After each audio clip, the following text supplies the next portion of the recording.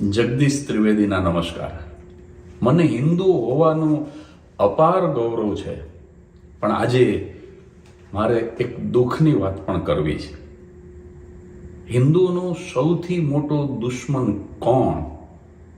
તો એનો સાચો જવાબ એ છે કે હિન્દુનો સૌથી મોટો દુશ્મન હિન્દુ પોતે જ છે. તમને કદાચ આ જવાબ નહીં ગમે, પણ આ કડવું સત્ય છે. અને મારા વિધાનને સાબિત કરવા માટે મારે આજે માત્ર 3 શબ્દ ઉપર થોડી મિનિટો સંક્ષિપ્તમાં વાત કરવી છે: તહેવાર, વ્યવહાર અને પરિવાર. પહેલી વાત, તહેવાર. આપણા હિન્દુઓના ધાર્મિક તહેવાર ખાલી તમે વિચારો. નવરાત્રિ. ઘણા હિન્દુને ખબર નથી કે વર્ષમાં 4 વખત નવરાત્રિ આવે: કારતક, મહા, ચૈત્ર અને આસો. પણ એને માત્ર આસોની જ ખબર છે, કારણ કે એના માટે નવરાત્રિ એટલે પાર્ટી પ્લોટમાં જઈ અને મોડી રાત સુધી બસ નાચવું, કૂદવું, જલસા. માતાજીની સાધના, આરાધના અને ઉપાસનાના આ ઉત્તમ 36 દિવસો વર્ષમાં મળે છે હિન્દુને, પણ નહીં માતાજીનો મંત્ર બોલવો, નહીં આરતી, નહીં શ્લોક, અને બસ મોજ, મજા, મસ્તી, ખાણીપીણી. આપણે કેવા કપડાં પહેરીએ છીએ, આપણે શું કરીએ છીએ, મારા કરતાં તમને વધારે ખબર છે. જન્માષ્ટમી શ્રાવણ મહિનામાં આવે. શ્રાવણ મહિનો એટલે આખો મહિનો જુગાર રમવાનો મહિનો. બહેનો પણ મોડી રાત સુધી જુગાર રમે. પુરુષો જુગાર તો રમે, સાથે વ્યસન પણ કરતા જાય. ક્યાંય શ્રદ્ધા જેવું નામ નહીં. મહાશિવરાત્રિ. શિવરાત્રિ એટલે ભાંગ પી અને નશો કરવાનો તહેવાર. ગણેશ મહોત્સવ એ તો મહારાષ્ટ્રીયન લોકોનો તહેવાર હતો. લોકમાન્ય ટિળકે પૂનામાં શરૂ કરેલો, એ આપણે ગુજરાતમાં આયાત કર્યો. એનો વાંધો નહીં. ગણેશ તો આદિદેવ છે, પણ ભક્તિ માટે નહીં. મોજ, મજા, મસ્તી, રાત્રિ કાર્યક્રમો, એમાં વ્યસન કરીને નાચવાનું, કૂદવાનું, ફિલ્મી સંગીત, ડિસ્કો, અને છેલ્લા દિવસે ગણપતિ વિસર્જન.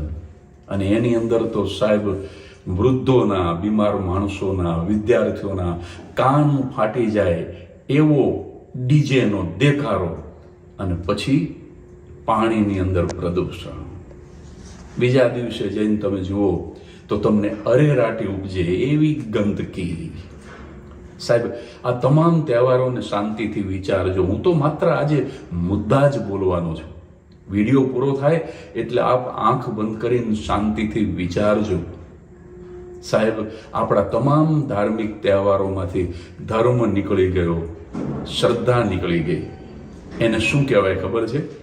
આત્મા અને ચેતના નીકળી ગયેલું ખોળીનું. બીજો શબ્દ વ્યવહાર એટલે આપણા લગ્ન, સગપણ, ચાંદલા, ચૂંદડી, સીમંત, જનોય, આ તમામ આપણા વ્યવહારિક પ્રસંગો. એની અંદર 12મું અને 13મું પણ આવે. આપણે લગ્નને કેવો તમાશો બનાવી દીધો છે, એ તો હું આ અગાઉના વિડીયોમાં બોલી ગયો છું, એટલે આજે નહીં બોલું. પણ આપણા આ બધા જ વ્યવહાર દેખાદેખીથી, કોઈને દેખાડી દેવા માટે, હું બહુ મોટો છું એવું સાબિત કરવા માટે, એમાં થતો કરિયાવર, એમાં થતા મામેરા, એ દેણું કરીને, વ્યાજે લઈને પણ રૂપિયાનો ધુમાડો. સાહેબ, અને એક વસ્તુ કહી દઉં કે આપણા બેસણા પણ શક્તિ પ્રદર્શન જેવા થઈ ગયા. બાપુજી ગુજરી ગયા તો એમની સ્મશાન યાત્રામાં 1200 માણસ આવ્યા હતા, પણ એ મોટા ભાગના તો સાહેબ લેણિયાત હતા બાપુજીના.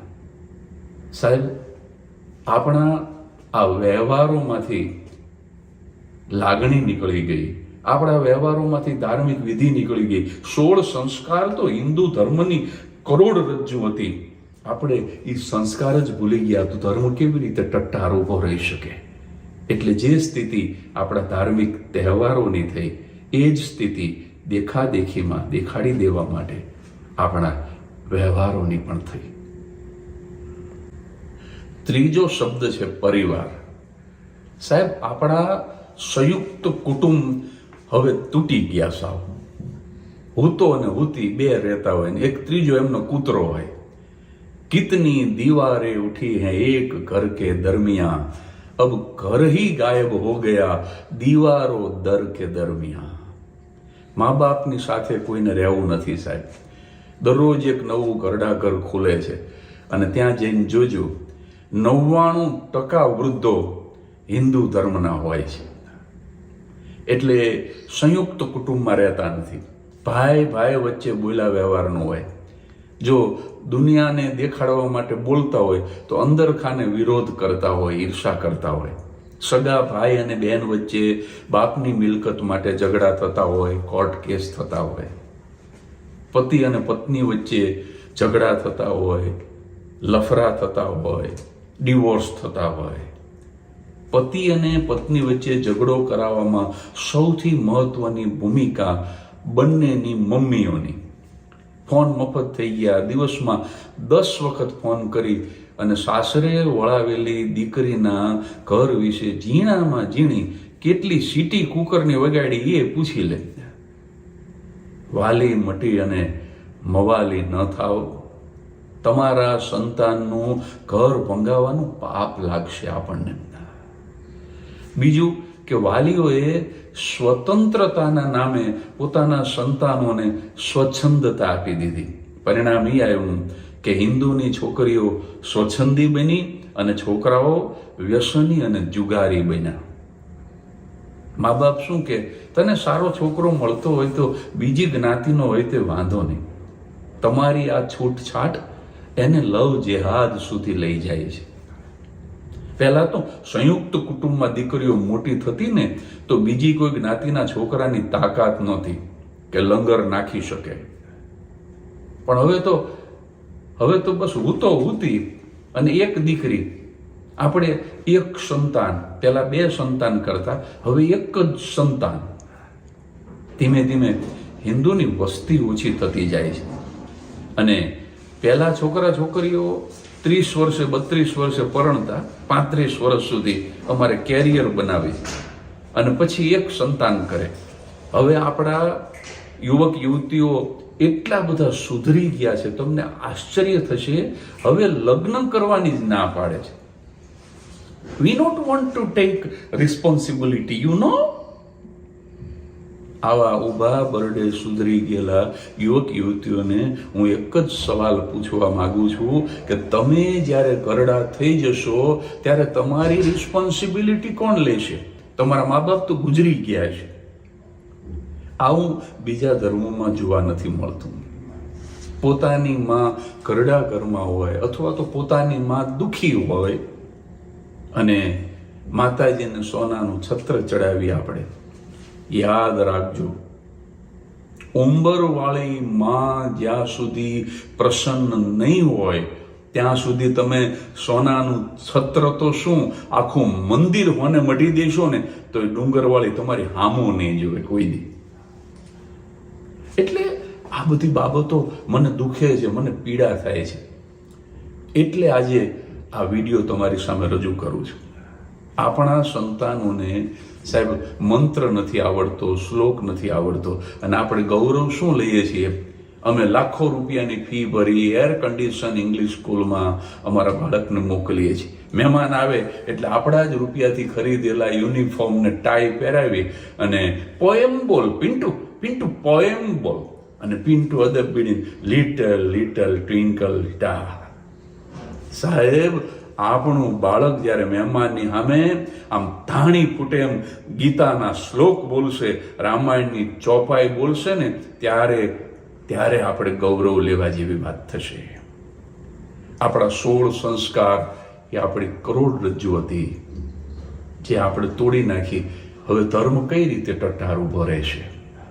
એટલે ધાર્મિક તહેવારોમાંથી ધર્મ જતો રહ્યો, આપણા વ્યવહારોમાં આપણી વિધિ જતી રહી.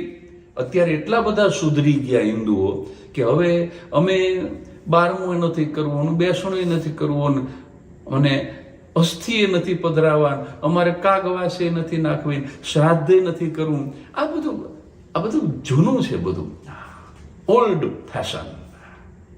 સાહેબ, આ ખોટું નથી. તું નરાતાર ખોટો છું. આ બધું જ શાસ્ત્રોક્ત છે. આ કરવું પડે, નહીતર પિતૃ અવગત્ય જાય.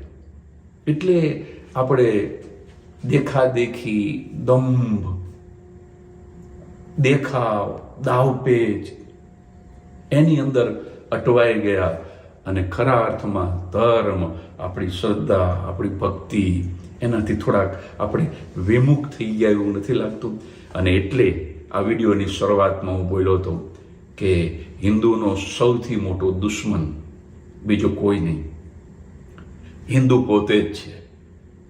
અને આ વિડીયો તમને, આમાં તો મેં માત્ર મુદ્દા જ તમને આપ્યા છે, પણ આ વિડીયો તમને વિચારવા જેવો લાગે તો બીજા હિન્દુઓને મોકલજો. એટલા માટે નહીં કે મારી વ્યુઅરશિપ વધે, મારા ફોલોઅર્સ, મારા સબસ્ક્રાઈબર્સ વધે. વર્ષોથી કે ઘોર નિંદ્રામાં સૂઈ ગયેલો હિન્દુ જાગે એના માટે થઈને આ વિડીયો ફોરવર્ડ કરજો. હરિઓમ તત્સત.